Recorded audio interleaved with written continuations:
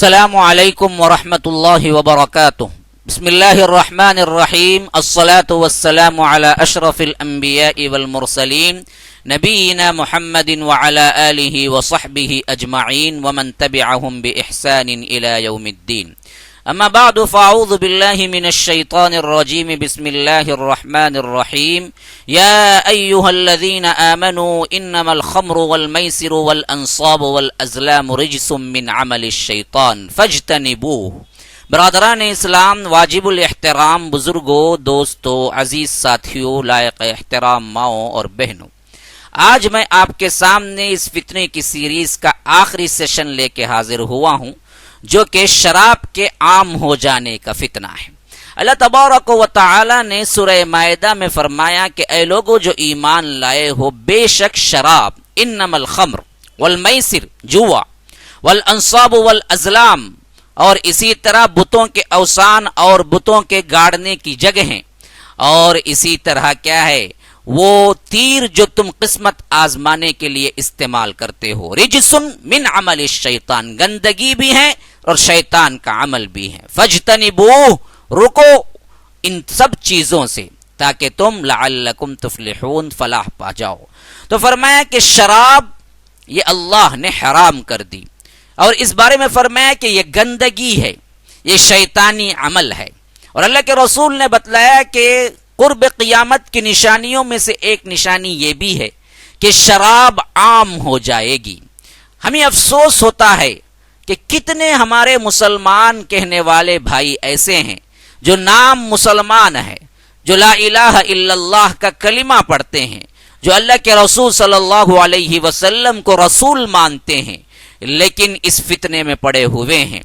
شراب کا دور چل رہا ہے، کہیں ویسٹرن کلچر کی بنیاد پہ، کہیں ترقی کے بنیاد پہ، کہیں کسی اور نام کے ساتھ، تو وہ بھی ہیں کہ ایک طرف تنگی میں ہیں، فقیری میں ہیں، مزدور پیشہ افراد ہیں، یہ کہتے ہیں کہ ہماری غذا کی حیثیت سے، ہمارے کام کرنے کی حیثیت سے ہمیں کیا ہے، شراب چاہیے۔ ایسے مسلمان بھی ہیں، ویسے مسلمان بھی ہیں، جن کے پاس پیسہ ہے، جن کے پاس آرام ہے، وہ کہتے ہیں کہ یہ ہماری ترقی کی نشانی ہے۔ جن کے پاس تنگی ہے، جن کے پاس مزدوری ہے، جن کے پاس پیسہ نہیں ہے، وہ کہتے ہیں کہ ہمارے درد دل کی کہانی ہے۔ تو یاد رکھیے، یہ دونوں چیزیں اللہ اور اس کے رسول کے حکم کی پامال کر دینا ہے۔ نہ اس حیثیت سے شریعت اجازت دیتی ہے، نہ اس حیثیت سے شریعت اجازت دیتی ہے۔ شراب ایک ایسی چیز ہے جو انسان اس کا ارتکاب کرتا ہے، اللہ تبارک و تعالی کی رحمت سے دور ہو جاتا ہے، اور اللہ تبارک و تعالی اپنی رحمت سے دور انہی لوگوں کو کرتا ہے جن پر اللہ تبارک و تعالی نے لعنت کی ہے۔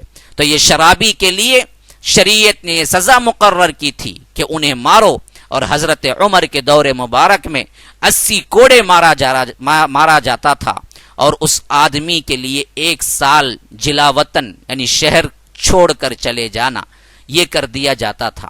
لیکن آج ہم نے اس کو گناہ نہ سمجھا اور اس کو اپنے گھرانوں کے اندر عام کر گئے، اور یہ وہی چیز ہے جس کے کرنے کے بعد ہر گناہ انسان کر سکتا ہے اور اس کا کوئی احساس نہیں ہوگا۔ تو یاد رکھیے، شرابی زانی بن سکتا ہے، شرابی قاتل بن سکتا ہے، شرابی وہ تمام برے اور قبیح کام کر سکتا ہے جو کبھی وہ تصور میں بھی نہیں کر سکتا۔ کیوں؟ شراب ایسا ہے کہ اس کے پینے کے بعد انسان کے پاس نہ ہوش ہوتا ہے، نہ عقل ہوتی ہے۔ تو اللہ کے رسول صلی اللہ علیہ وسلم نے صرف ایسے ہی نہیں کہہ دیا کہ فرمایا کہ شراب ام الخبائث ہے، تمام گناہوں کی جڑ ہے، تمام بیماریوں کے لیے جڑ ہے۔ یہ ایک چیز ایسی ہے جس کے آنے کے بعد انسان ہر گناہ کر سکتا ہے۔ یہ عقل، یہ شعور کو مٹا دیتی ہے۔ تو اللہ تبارک و تعالی ہمیں اس گناہ سے بچائے، اس کی خطرناکی پر متنبہ فرمائے، اور وہ لوگ، وہ بھائی جو اس کے عادی ہیں، یا اس کو پئیں گے یا پی رہے ہیں، یا جنہوں نے اس طرح کے ماحول میں پرورش پائی ہے، ان سے مخلصانہ گزارش ہے کہ یہ دین کی بھی بربادی، تمہاری دنیا کی بھی بربادی، تمہارے جسم کی بھی بربادی، تمہارے خاندان کی بھی بربادی، تمہاری اولاد کی بھی بربادی، تمہاری معیشت کی بھی بربادی، تمہارے تمدن کی بھی بربادی، یہ اللہ اور اس کے رسول کے احکامات کی پامالی ہے۔ تو لہٰذا ان سب فتنوں سے بچو اور اللہ کی رحمت میں آ جاؤ۔ انشاءاللہ ایک نئی سیریز لے کے میں اگلے درس میں حاضر ہوں گا، تب تک کے لیے اجازت دیجیے۔ السلام علیکم ورحمۃ اللہ وبرکاتہ۔